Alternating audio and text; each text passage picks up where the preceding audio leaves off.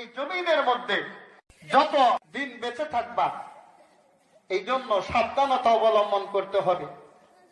আমার আল্লাহ বললেন, ওয়ালা তামুতুন্না ইল্লা ওয়া আনতুম মুসলিমুন। এই জন্য আমি সতর্ক বাণী দিয়া দিলাম, ও আমার গোলাম, তুমি মুসলমান না হইয়া মৃত্যুবরণ কইরো না। ইমান না নিয়ে কবরে যাইও না, ইমানদার না হইয়া কবরে যায় না। তোমার মজাটা টের পাবা যদি বেঈমান হইয়া কবরে যাও। আমি আলোচনা করতেছিলাম, রে বাবা, এই দুনিয়া থাকার জায়গা না, কিন্তু একদিন চলে যেতে হবে। বেঈমান হইয়া কবরে যায় কোনো লাভ নাই, ইমানটা নিয়ে কবরে যাইতে হবে। ইমানের 70টির বেশি শাখা প্রশাখা আছে, তার মধ্যে সবচাইতে দামি হলো আফদালুহা কাউলু লা ইলাহা ইল্লাল্লাহ। সুবহানাল্লাহ। সবচাইতে উত্তম হলো ইমানের মধ্যে কাউলু লা ইলাহা ইল্লাল্লাহ। তুমি বলবা লা ইলাহা ইল্লাল্লাহ, আল্লাহ ছাড়া কোনো মাবুদ নাই, ইলাহ নাই। এই কালেমাটা নিয়াই যুগে যুগে যত নবীর রাসূল আসছেন, বাবা আদম আলাইহিস সালাতু ওয়াস সালাম থেকে আমার নবী, মায়ার নবী রাহমাতাল লিল আলামিন পর্যন্ত 1,24,000 পয়গাম্বার, মতান্তরে 2,24,000 পয়গাম্বার এই জমিনের মধ্যে আল্লাহ পাক রব্বুল ইজ্জাতের এই বড়ত্ব প্রকাশ করার জন্য দাওয়াতের কাজ লিয়া, মানুষের মধ্যে দাওয়াতের কাজ লিয়া আসছে। ঠিক কিনা বলেন? একটাই দাওয়াত দিছে, লা ইলাহা ইল্লাল্লাহ। ইমামুল আউয়ালিন আল আখিরিন বহরে সাদাকা রাহমাতাল লিল আলামিন সাইয়্যিদুল কাওনাইন খাতামুল মুরসালিন আখির আবুদ বুদে ফকরুল আউয়ালিন শুধু জুদাস রাহমাতাল লিল আলামিন মসজিদে ও শুধু হামারা এ জমিন। চিৎকার মেরে বলেন সুবহানাল্লাহ। সেই নবীর উম্মত আমাদেরকে বানাইছেন। আমরা যে কোরআনের মাজলিসে বসছি, যে কোরআন তালেবে ইলমদেরকে শিক্ষা দেওয়া হয়েছে, যে কোরআনের মাদ্রাসা সাজানো হয়েছে, ওই কোরআনটা আমার বিশ্ব নবী, মায়ার নবী, দয়াল নবী রাহমাতাল লিল আলামিনের উপর আমার রব্বে কারীম হেদায়েতের জন্য, মানুষদেরকে কোরআনের কথা বলার জন্য আমার রাসূলের উপর নাজিল করেছেন। বলেন সুবহানাল্লাহ।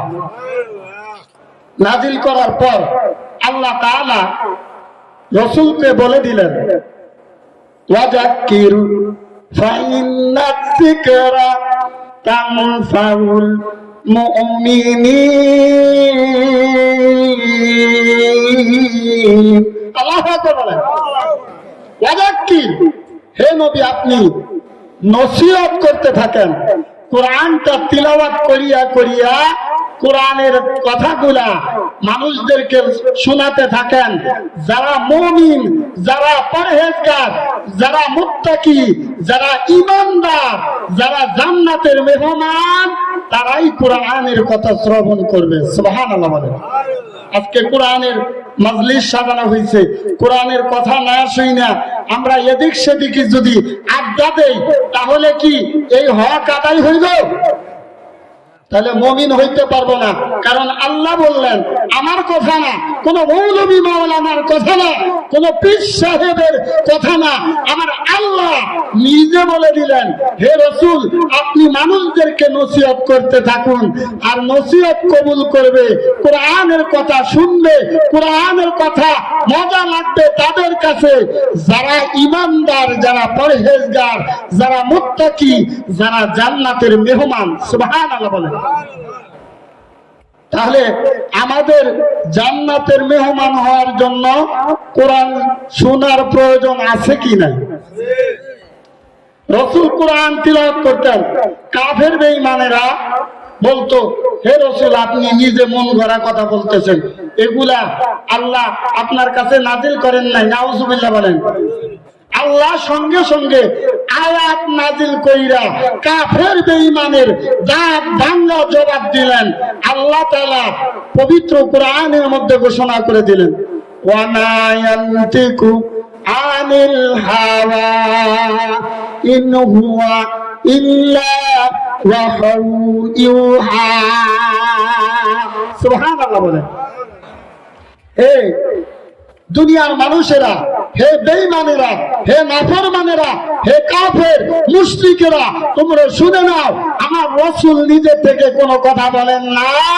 আমার রাসূল যা বলে আমি আল্লাহর ইশারাতেই বলে। সুবহানাল্লাহ।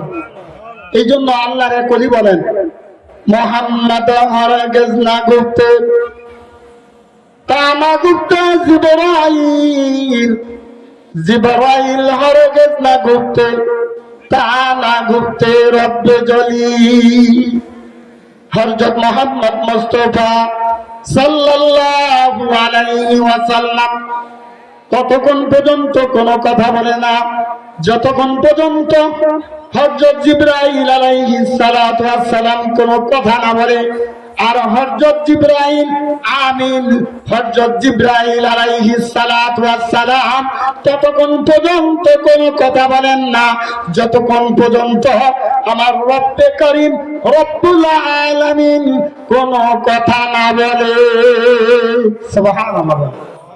অর্থাৎ আল্লাহ বলেন, জিবরাইল বলেন, আর জিবরাইল বলে মুহাম্মদুর রাসূলুল্লাহ সাল্লাল্লাহু আলাইহি ওয়াসাল্লাম বলেন। সুবহানাল্লাহ বলেন।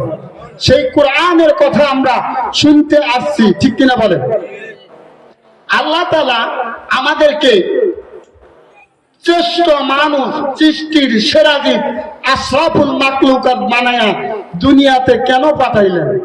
আল্লাহ বলেন, ও দুনিয়ার মানুষ, তোমাদেরকে আমি যারা জান্নাতি তারা জান্নাতে দিয়ে দিতে পারতাম, আবার যারা জাহান্নামী তাদেরকে জাহান্নামে দিয়ে দিতে পারতাম। কিন্তু মানুষ এত বুদ্ধিমান, এত চালাক, এত বাটপার, আমি আল্লাহকেও ভুল করে ফেলতা। আমি আল্লাহকে বলতা কিয়ামতের দিন যে আল্লাহ তুমি তো আমাদের পরীক্ষাই করো নাই, ওদেরকে জান্নাতে দিলা, আবার আমাদেরকে জাহান্নামে দিলা, ওদেরকে জান্নাতে দিয়ে দিলা, আবার আমাদেরকে জাহান্নামে দিলা। আমরা কি অপরাধ করছি আল্লাহ? আমাদের কেন জাহান্নামে দিলা? কেন ভয়াবহ জায়গায় দিলা? তুমি কি আমাদের জান্নাতে দিতে পারতা না? আল্লাহ তুমি তো আমাদেরকে দুনিয়াতেই পাঠাও নাই, পরীক্ষাই করো নাই, তাহলে ওদেরকে জান্নাতে দিয়ে দিলা, আমাদেরকে জাহান্নাম দিলা। এই কথা মানুষ আল্লাহকে বলতো। এই জন্য আল্লাহ তাআলা জানেন, আল্লাহ হলেন আলিমুল গায়ব ওয়াস শাহাদা। আল্লাহ বান্দা প্রকাশ্যে যা করে তাও জানে, বান্দা মনে মনে যা বলে তাও জানেন। সুবহানাল্লাহ বলেন। এই জন্য আল্লাহ তাআলা দুনিয়াতে আমাদেরকে ৬০-৭০ বছর ১০০ বছর জিন্দেগি দিয়া পাঠিয়ে দিলেন। সুবহানাল্লাহ বলেন। আল্লাহ বলেন যে বান্দা দুনিয়াতে পাঠাইলাম, কেন পাঠাইলাম জানোনি? আমি আল্লাহ কোরআনের মধ্যে সব বর্ণনা করছি। আল্লাহ বলেন, আল্লাযী খালাকাল মাউতা ওয়াল হায়াতা, আমি আল্লাহ যেই রব্বে কারীম তোমাদের মৃত্যুটাকে তৈরি করলাম, মৃত্যুটাকে সৃষ্টি কইরা রশির মতো গলার মধ্যে ঝুলাই দিয়া ৬০-৭০ বছর ১০০ বছর হায়াত দিয়া তোমাদেরকে দুনিয়াতে পাঠাইলাম। সুবহানাল্লাহ। আল্লাযী খালাকাল মাউতা ওয়াল হায়াতা, যেই রব্বে কারীম, যে মাওলা, যে পরওয়ারদিগার তোমাদের মৃত্যুটাকেও সৃষ্টি করলেন, আবার ৬০-৭০ বছর ১০০ বছর ১২০ বছর ১৫০ বছর সর্বোচ্চ মানুষ বাঁচে বর্তমান জামানায়, ঠিক কিনা বলেন? ১৫০ বছর হায়াত দিয়া পাঠাইয়া দিল। যে মাওলা তোমাদের মৃত্যুটাকেও সৃষ্টি করলেন, আবার হায়াতও সৃষ্টি করলেন, ওই আল্লাহর দাসত্ব করো, ওই আল্লাহর হুকুম পালন করো, ওই আল্লাহর বন্দেগী করো, ওই আল্লাহর গোলামি করো, আর কারো গোলামি করা যাবে না।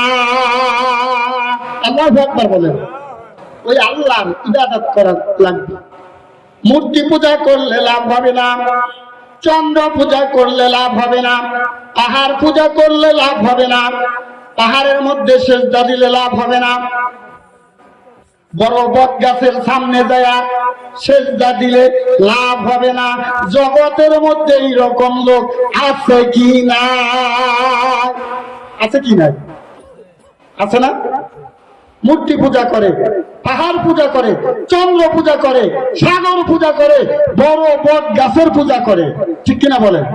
আল্লাহ বলেন একমাত্র ওই আল্লাহর ইবাদত করো, ওই আল্লাহর দাসত্ব করো, ওই আল্লাহর বন্দেগী করো যে আল্লাহ তোমাদের মৃত্যুটাকেও সৃষ্টি করলেন, আবার ৬০-৭০ বছর ১০০ বছর হায়াত দিয়া দুনিয়াতে পাঠিয়ে দিলেন। আল্লাহ তাআলা বলেন ওই আল্লাহর গোলামি করতে হবে। আমরা ওই আল্লাহর গোলামি করতে রাজি আছি কিনা? আল্লাহ তাআলা আমাদেরকে কবুল করেন, বলেন আমিন। আল্লাহ বলেন হায়াত সৃষ্টি করলো, আবার মৃত্যু সৃষ্টি করলো যে আল্লাহ, ওই আল্লাহ তোমাদেরকে দুনিয়াতে কেন পাঠাইলেন জাননি? ইয়াবলুয়াকুম আইয়ুকুম আহসানু আমালা।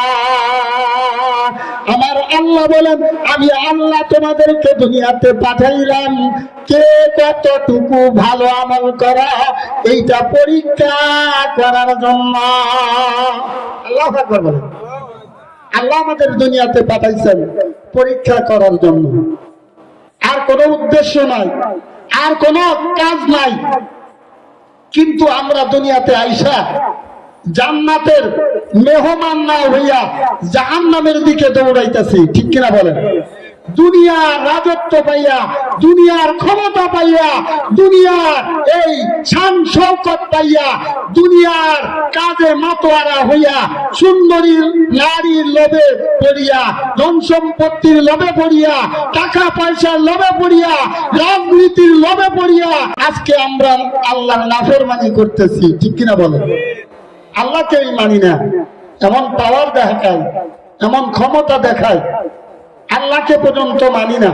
যেরকম নাফরমানি করছে নমরুদ, যেরকম নাফরমানি করছে ফেরাউন, যেরকম নাফরমানি করছে সাদ্দাত, এরকম হাজারো লোক যারা দুনিয়ার জগতে আল্লাহর সাথে নাফরমানি করছেন, তারা কি আজকে বেঁচে আছে? কেউ বেঁচে নাই।